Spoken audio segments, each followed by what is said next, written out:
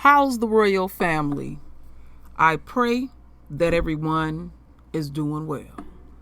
Well, we are on day 2. And day 2 was quite emotional, my royal family. I have 2 bonus videos for the royal family. And we're going to get into this. So, first thing I'm going to do here is read pretty much the majority of this article. So we're in the Atlanta Black Star. Amber Guyger murder trial. Ex-cop accused of sending nude pictures to partner moments before shooting, killing Botham Jean. Prosecutors in the murder trial of ex-Dallas cop Amber Guyger showed a jury never before released body cam footage Tuesday of police running into the apartment of what was that company? PwC. I forget the name of that company. I can't remember the initials to that because he worked for, what's that? Something clearinghouse, I think. Y'all will tell me. Anyway, associate Botham Jean after he was fatally shot. 2 Dallas police officers could be seen running through a hall into Jean's apartment where 3 pieces of artwork hanging on a wall in the living room. Police and officers could be heard yelling while running down the hall. Okay, here we go with this bullshit. I thought it was my apartment, Guyger said when she saw the officers enter Jean's unit. I thought it was my apartment. Okay, then over here it says, get over there. An officer could be heard telling Guyger, can you hear me? One officer yelled in the body cam footage. Another officer made a blowing sound and put on blue gloves and start CPR. Someone said someone in the video footage. Video did not show Guyger giving CPR. Prosecutors have argued that the former officer was not tending to Jean when officers arrived to apply CPR. Guyger's trial, it started Monday. I don't need to read all that stuff. I do want to read this again to overemphasize it. 5 black jurors, 5 Latinos so they have 1 Asian, 2 whites have been seated in the trial, which is being heard by Black State District Judge Tammy Kemp, according to multiple media reports. And Tammy is doing an excellent job. She's running her courthouse. She ain't no joke. So Guyger's defense said in an opening statement, and it was so weak, Monday, that 46 tenants in the buildings where Guyger and Jean live reported going to the wrong apartment because of a confusing floor plan, according to a CBS reporter who tweeted updates about the trial. How is that selfish and evil on Amber Guyger's part, the defense asked. Okay. Now pay attention to language, my royal family. Her weak-ass defense saying, how is that selfish and evil? So y'all taking offense to your client and the things that I'm going to show about your evil, selfish, evil-ass client support that. Okay, so we already know, because this is Lee Merritt putting it in here, Amber Guyger wasn't as tired as she claims. She planned to meet her partner for sex. They text about it all day. Rivera claims that he doesn't remember what they discussed after exchanging new photos and being asked to come over. These two activity conspired to hide. They conspired to hide evidence. Oh, yes, they did. And we'll get into that. That's going to be part of the bonus video. So the jury also heard testimony from Guyger's, homeboy. They crossing over on some of this stuff. I read this. Let's see what else we're going to cover here. Let's see. Oh, yeah, this is important. Those tweets were subsequently deleted, Merritt said. This is a crime. Destruction of evidence is a felony. Martin Rivera should not be a police officer. The attorney also on Twitter Thursday that the body cam footage depicting Jean's last moment not only established a peaceful scene of a man at home watching TV, eating ice cream, but also where his body lands, directly next to his couch. Merritt refuted what he describes as the defense claim that Jean charged at Guyger. The defense needs Bothan to be charging at Guyger or else her actions are completely unreasonable, Merritt said. The problem is none of the evidence support the claim. There's other stuff here to read, and I'm just overlapping on some stuff, but you want to get some things established here, my royal family. We're going to get into these videos. So, it is what it is. And I'm just warning y'all, the people who haven't seen it. It was hard to watch, but we need to see the authentic truth. And Amber ain't looking good at all. Day 2. It is showing what this bitch is really made of. Today, jurors heard and saw Amber Guyger for the first time in the moments after she shot her upstairs neighbor, Botham Jean. Good evening, I'm Steve Egan.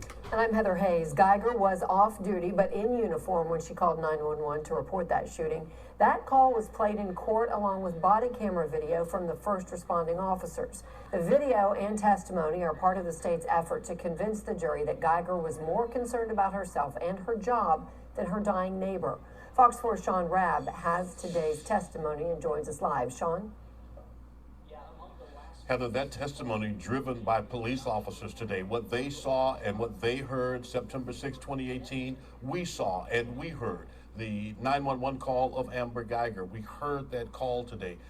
We know Botham Jean was alive when the first arriving officers got there, and we saw video from those arriving officers as they tried to save his life. We know that Amber Guyger may have been distracted, but she was not drugged or under the influence, and prosecutors introduced her time cards, trying to show to this jury that she was not fatigued, as the defense claims. On an alternate officer, I thought I was in my apartment, and I shot a guy thinking that he was thinking it was my apartment. That, the 911 call made by Amber Guyger after shooting Botham Jean in his own apartment, thinking he was an intruder in her apartment. This is body camera of Officer Michael Lee and Keenan Blair, the first to arrive. Blair starts CPR. Guyger says to Lee, who went through the academy with her, "I thought I was in my apartment." Jean was still alive. He was alive, correct? Yes, sir. Prosecutors tried to show through images the difference in attitude between arriving officers who gave their all to try and save Botham Jean and Amber Guyger. Sergeant Brianna Valentine was at 7-Eleven next door to Southside Flats and answered the call also. What is Amber Guyger doing in that particular moment of time? It appears she's on the phone. Officer Lee brought much of the day's testimony for both sides in this case. Prosecutor Jason Hermas attempting to show Guyger had choices other than shooting Botham Jean. You have two choices from this hypothetical. I want you to presume that you can safely, tactically reposition to a position of cover and concealment. Okay, let's say that you have that option. Okay. Or you can just shoot them dead and then figure it out later. What do you do? Need cover and concealment. Defense attorney Robert Rogers framed the question differently, asking what if Lee came home and found an intruder in his apartment? If you felt your life was in danger and you were in your own home confronting a burglar that you believe was threatening you with your life, you would be prepared to use deadly force, correct? Deadly force, yes, sir. Amber Guyger did not have alcohol or drugs in her system. In the 8 days leading up to this event, Guyger worked 5 days, off 3, with 5 hours, 45 minutes overtime the day of the shooting. Video from a detective showing both Amber Guyger and Botham Jean's keys fit into his lock. Red lighting with Guyger's key, green with Jean's, meaning her key would not have unlocked his door. But the door was not completely closed. A paramedic testified on their patient assessment scale, Jean was at the worst level as they rushed him to Baylor, never regaining consciousness. Now, a handful of Botham Jean's neighbors took the stand and testified about what they heard and what they may have seen the night of this shooting. The most emotional, Joshua Brown, who lived across the hall, he broke down on the witness stand. He only met John for the first time the day he was killed. He broke down, and it was an emotional moment in the courtroom. Judge Tammy Kim calling for a break for everybody to compose themselves. All right, so Sean, let's talk about Dallas Police Sergeant Breonna Valentine. Heard from her briefly in your report. She was the officer responsible for detaining Guyger after the shooting, but part of her testimony was excluded. Talk about that. Yes, so Prosecutor Jason Hermes wanted to bring through Breonna Valentine, who took Amber Guyger from the 4th floor and isolated her, placed her in her squad car, left her alone, and then a handful of officers showed up at that squad car talking to Amber Guyger, hugging her, and at one point Mike Mata came and told Breonna Valentine, he's a sergeant also, and over her, told her to turn off her in-car camera video, and he talked with Guyger, then took her from the squad car and brought her back to the squad car. Prosecutors wanted to get all of that in, suggesting that this was not normal, standard behavior, that this would not have been done with anyone else, that the in-car recording system would have stayed on, so anyone else in that back seat, whatever they have said, would have been used against them. Outside of the presence of the jury, the prosecution said Amber Guyger was given preferential treatment from the very beginning. Defense attorney Robert Rogers strongly objected, saying, listen, whatever happened, my client had no control over that, and to introduce this in front of the jurors would only prejudice them further towards her. The judge took it all under consideration for about 15-20 minutes before she offered a ruling, basically sustaining the objection by Robert Rogers and not allowing, at least for now, the jury to hear that evidence. Okay. Now, as I was thinking, my royal family, I'm going to go and do a little something here because y'all really need to absorb this. So bear with me. I got to dig through these archives a little taste. And I'm going to get there. I'm going to get there. So let's put this on mute. And let's see. Let's see if we can get it here. Okay. Thank you, Father. Because there's 2 things that I got to point out on here that I didn't bring up. All right. And y'all can just watch it from here. This is when the police officers enter Botham's unit. This is very important.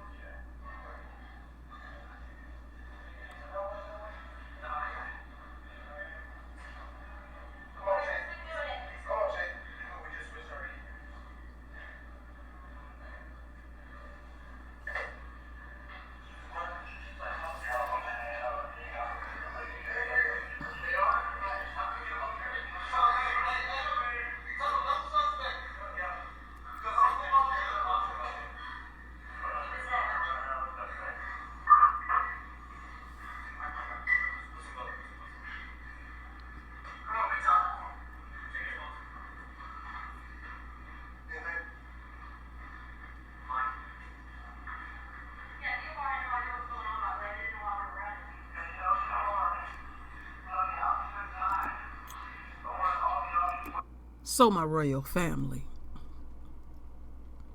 I wanted to get a little bit deeper into this. This bitch runs around here like she frantic. She done got all kind of preferential treatment and shit. But when you see that shit in real time, she murdered him. He was already dead. And she running around hysterical, playing hysterical. I thought it was my apartment. I thought it was my apartment. And the evil motherfuckers that support her and want to say it's a big mistake, that was a royal life. Y'all heathens. This evil bitch affected many lives. You see, this is a long video. I told y'all when I cover this, they was going to be long. Because I was going to make a point of showing stuff that you ain't going to normally see in mainstream news. And so I had to just make sure I solidified that. That's how this murderous bitch sitting up here trying to look like she don't got a motherfucking clue. And we supposed to just chalk it up as a big mistake, or Botham had to be doing something nefarious. He in his drawers, kicking back, watching a game, having his little favorite ice cream. We find out it wasn't cereal.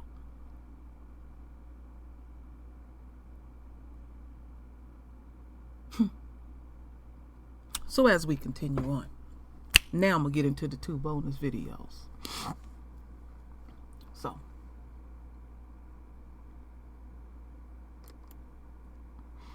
now, I want y'all to listen to this, and then I'll say what I got to say.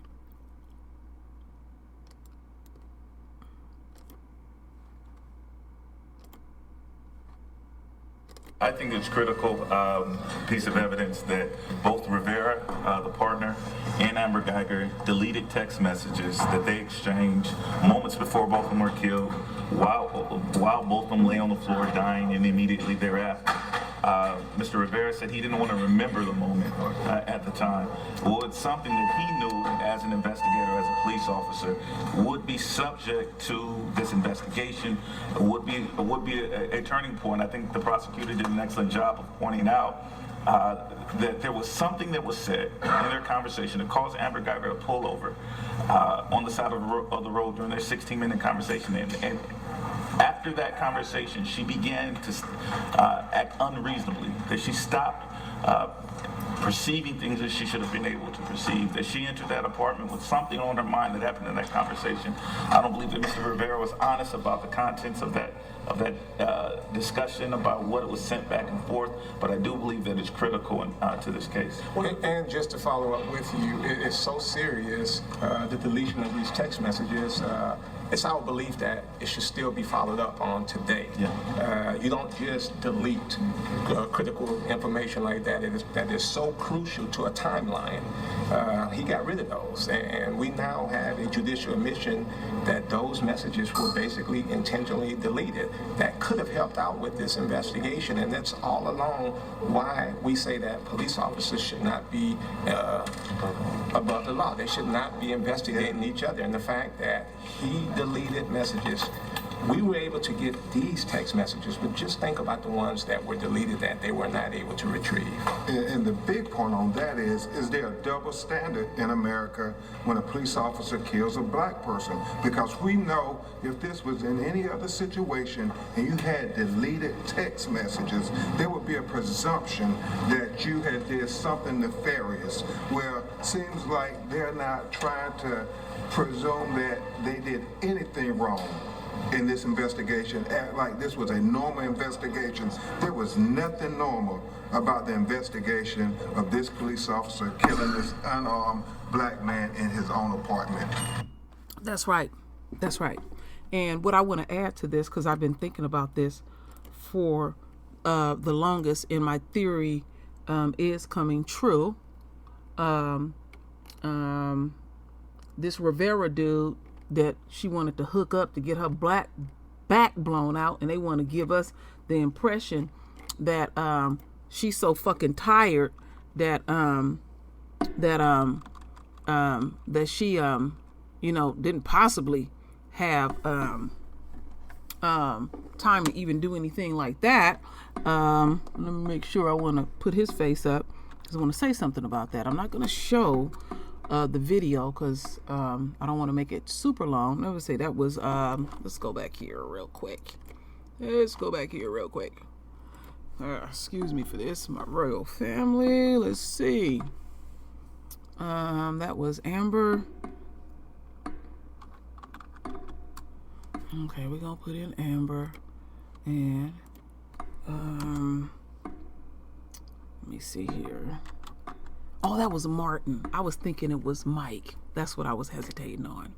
So let's get back here because I want to point out something. So, the fuck buddies. So anyhow, on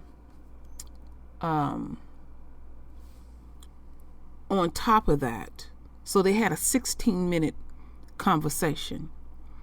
Now, first she initially texts, you know, want to touch. She want to get her back blown out, want to fuck. Straight up. You know, I'm going to keep it raw. And they talked for 16 minutes. And something happened that pissed her off in that conversation, because after that phone call, a little over 3 minutes had passed and Botham Jean was dead. Now, to prove my theory, there was a brother that got up on the stand, and he's a school teacher and a coach. And he said Amber Guyger come flying at a high rate of speed in her pickup truck. Now, who drives in parking lots like that? Something happened between these two. She wasn't nothing but a piece of ass to him. He was tired of her because she called him for every motherfucking thing. And then Botham comes up dead. So what I had in my head about how this all went down changed my theory. I'm still pondering it. How did Botham figure in all of this shit? You know, it just makes you wonder. It really does. And so I know it was some rejection going on, but I just can't put that part together that she thought it was her apartment. She goes up to the very top parking lot, and she's supposed to be below, one floor below, and you're not aware of your surroundings, and you are a special, critical, elite, and I'm gonna say it any old kind of way I want, cop. You a top cop. And then old fat boy, the president of the fraternal order, Mike Martha, he comes down there. I knew he was connected with her. I knew this fat motherfucker was connected with her. He was down there with her. Talking about cut off the cams and all of that. They want to give her sympathy. This bitch affected people's lives. And her life will never go the same. I didn't already put that in the universe. And let me show you the second bonus video. To me, this was the most touching part of the entire trial so far. So, this is Joshua Brown. He met Botham the day that he died. And there was a complaint that they were smelling weed from their apartments. You know, that's supposed to be a big motherfucking crime. You know that. And stuff. And so I'll close it out with this. My royal family. Make sure everything is mic'd up right.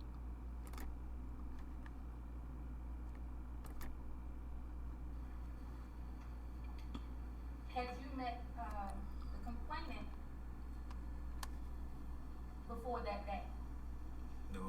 Meaning both of them? Both, yeah, yes. Well, I met him that day. Okay. Had you ever seen him in the building before that day? No, I can't say I seen him. I heard him in there. Okay, when you say you heard him, what did you mean? Heard him singing every morning. Okay, you heard him singing. What kind of things did you hear him sing? Gospel music, Drake. And your door is directly across the hall from where Mr. Jones' apartment was, correct? Yes, ma'am. So in the morning, were you inside in your apartment when you heard Mr. Jones singing, or outside of your apartment? I'll probably hear him when I come out, lock my door. I'll hear him. So from in the hallway, you can hear his activities inside his apartment. Mm-hmm. Yes? You have to say it out loud, I'm sorry. Yes, ma'am.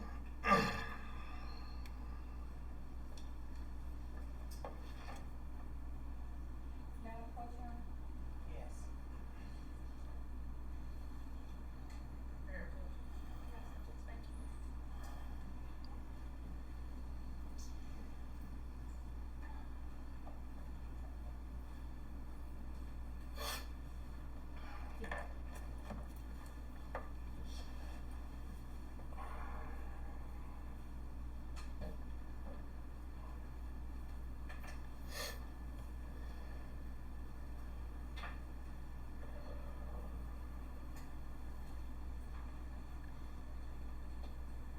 We can take a moment, Joshua. This is fine. We're not in a rush, okay? Yeah, we need a moment. Jones. All right. So, my royal family, this murderous bitch affected lives. My royal son. He exudes strength and royalty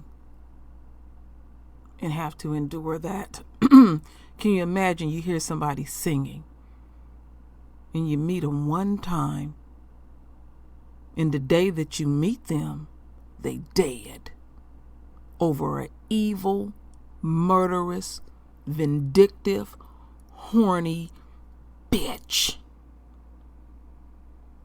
Like I said before, my royal family, y'all know I get visions. And I know many of y'all get them too. Yahweh told me last summer that the white woman would be the first to get his wrath. And that does not exclude the white man, because he has upheld her shit. Well, Becky, you dealing with it now. It ain't no turning back. This is atrocious that one evil motherfucker, whatever was swirling around up in her psyche, affected lives.